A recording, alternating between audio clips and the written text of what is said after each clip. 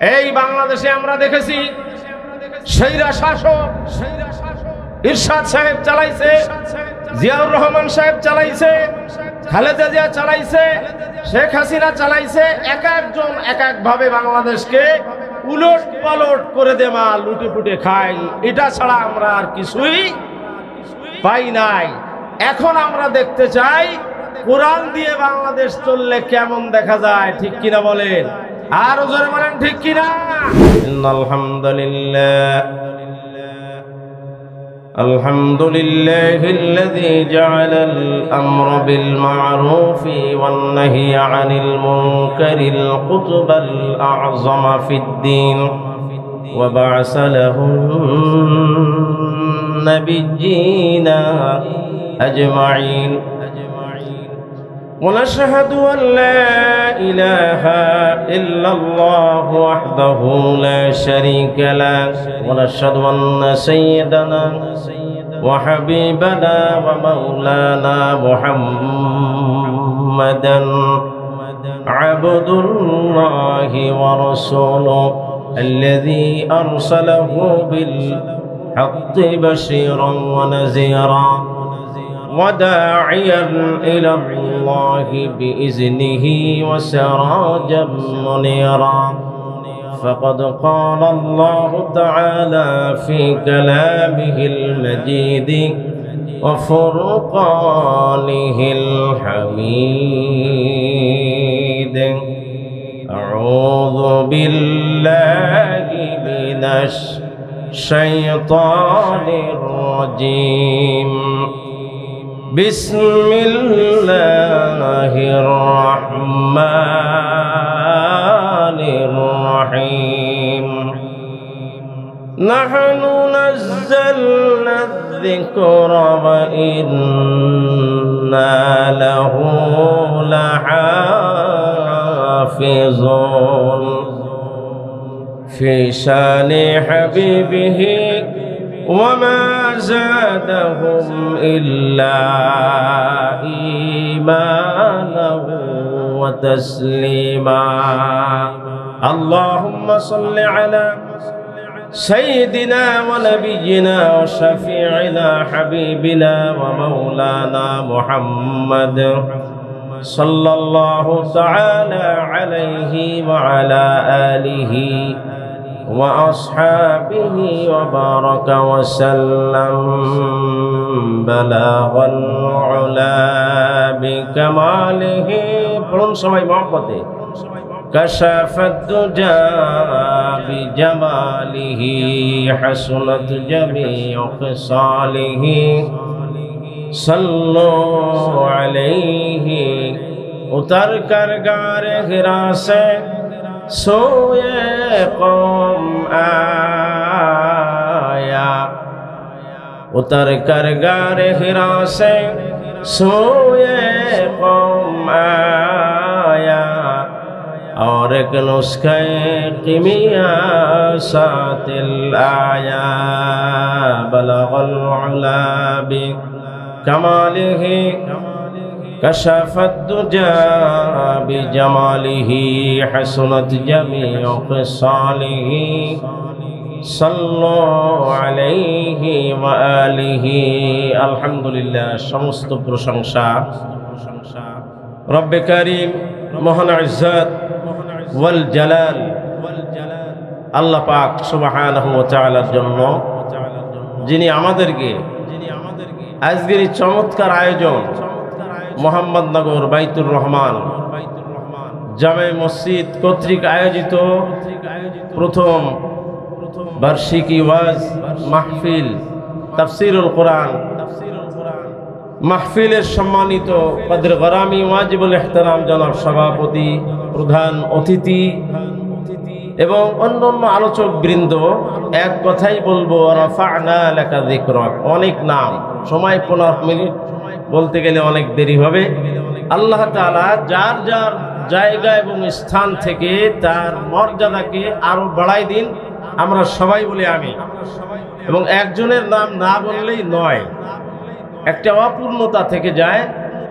সেটি হলো আন্তর্জাতিক খ্যাতিসম্পন্ন মুফাসসিরে কোরআন, নন্দিত আলেম দ্বীন, সারা বাংলার আলোড়ন সৃষ্টিকারী মুফাসসির কোরআন জনাব হাফেজ মাওলানা ফয়সাল আহমদ হিলালি সাহেব দামাত বরকাতুহুল আলিয়া বারাকাল্লাহু ফি হায়াতি, যার আমন্ত্রণে আমরা এখানে আসার বসার সুযোগ পেয়েছি, তার জন্য আন্তরিক মোবারকবাদ জানিয়ে অন্তরস্থল থেকে তার জন্য দোয়া রেখে আপনাদের উপস্থিত সবাইকে আবারও সালাম জ্ঞাপন করছি। আসসালামু আলাইকুম ওয়া রাহমাতুল্লাহি ওয়া বারাকাতুহু।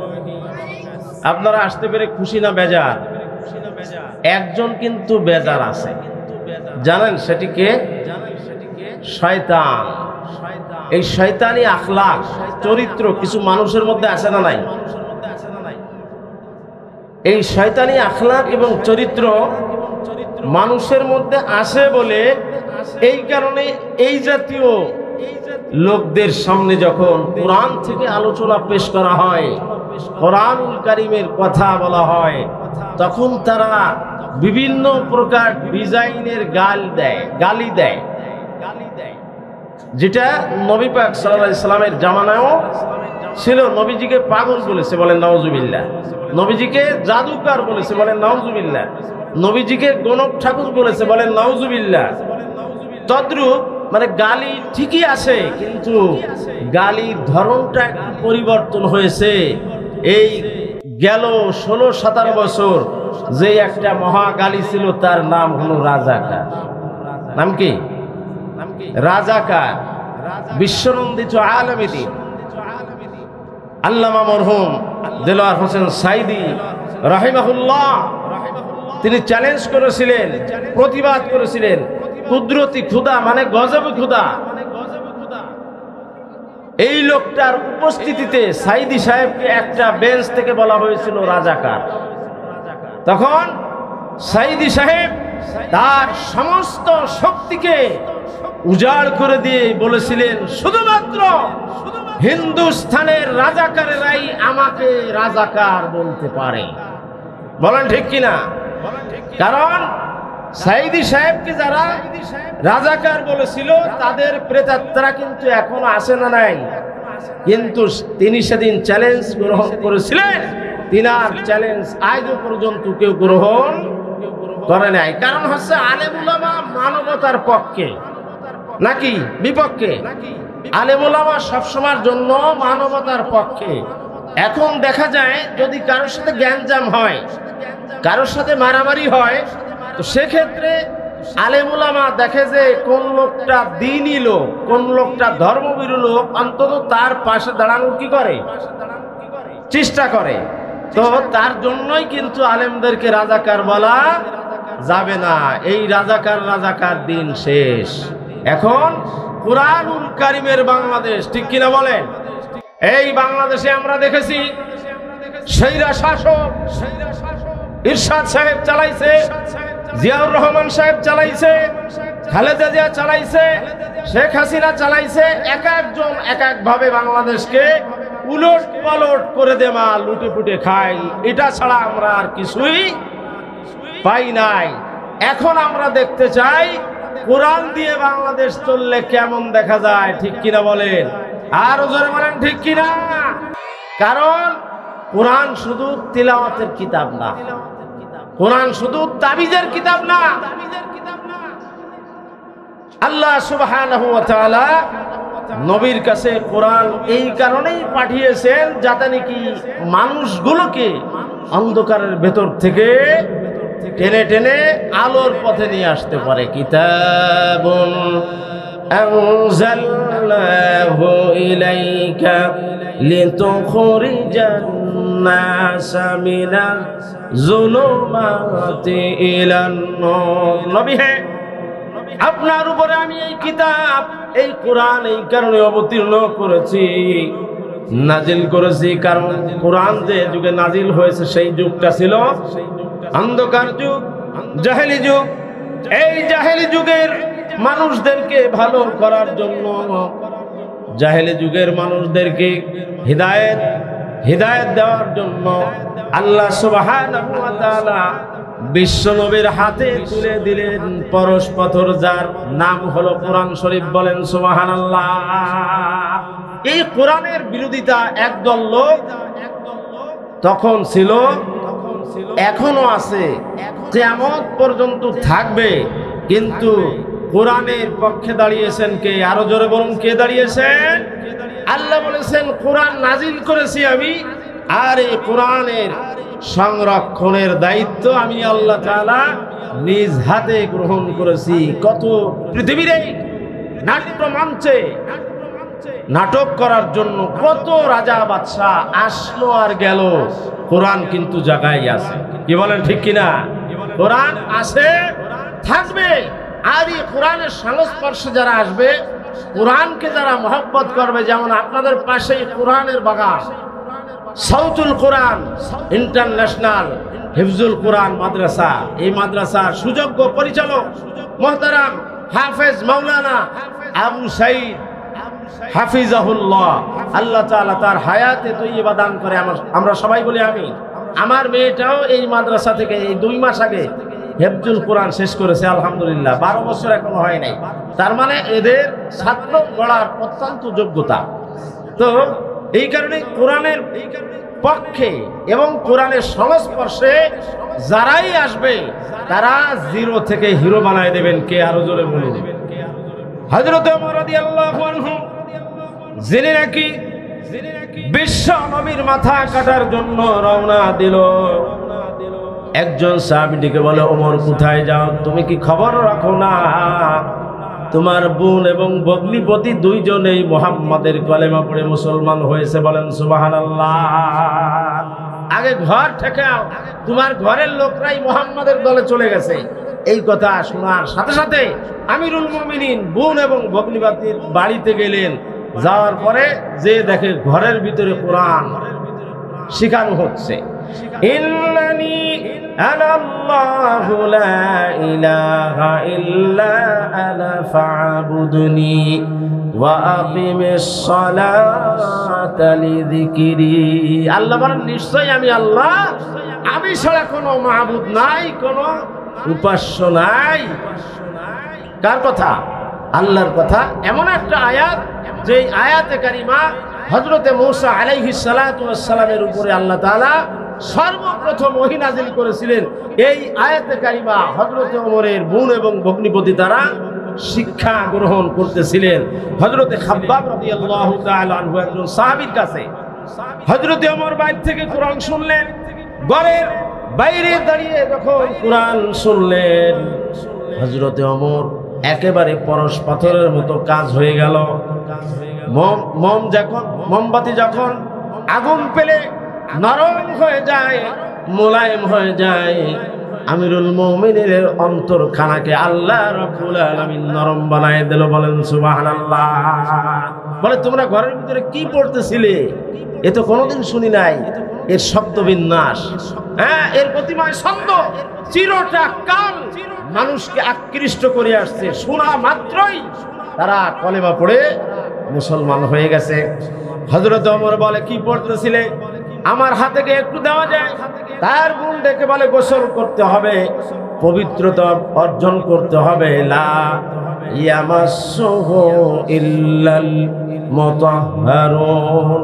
এই এমন এক কিতাব, এই কিতাবকে স্পর্শ করা, ধরা, ছোঁয়া, তিলাওয়াত করা পবিত্রতা অর্জন ছাড়া হবে না।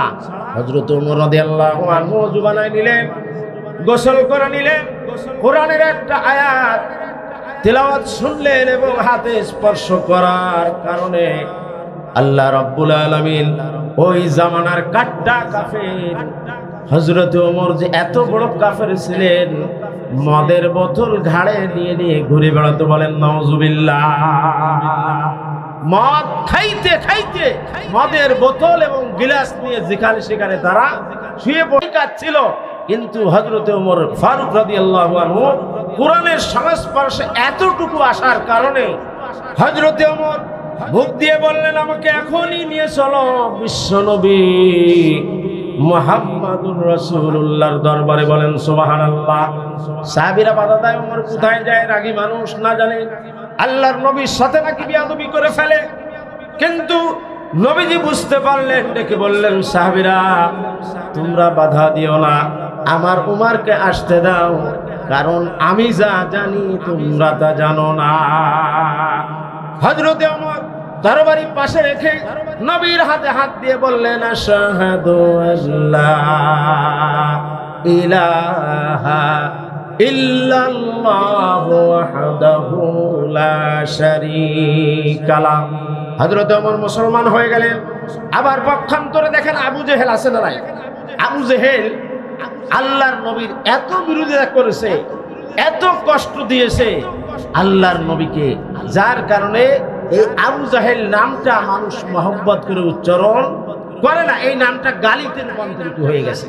কোনো কিছু হলেই বলে তুই আবু জাহেলের মতো কাজ করছিস, তুমি এজিদের মতো কাজ করছো। তার মানে এদেরকে একেবারে অন্তরের অন্তরস্থল থেকে যত ঘৃণা, হিংসা, বিদ্বেষ নিয়ে এদের নামটা মানুষ উচ্চারণ করে। তারা যুগে যুগে সবসময়ের জন্য কোরআনের বিরোধিতা করেছে, অথচ আল্লাহর নবী মুহাম্মদুর রাসূলুল্লাহ সাল্লাল্লাহু আলাইহি ওয়াসাল্লাম রাতের অন্ধকারে যখন কোরআন তেলাওয়াত করে, তারা দলে দলে নবীজির ঘরের চতুর্দিক দিয়ে দাঁড়িয়ে নবীর কণ্ঠে কোরআন তেলাওয়াত শুনে বলেন সুবহানাল্লাহ। যদিও কাফের, কিন্তু মুহাম্মাদের মুখে কোরআন না শোনা পর্যন্ত আল্লাহ তাআলা তাদের ঘুমকে হারাম করে দিয়েছে, বলেন সুবহানাল্লাহ।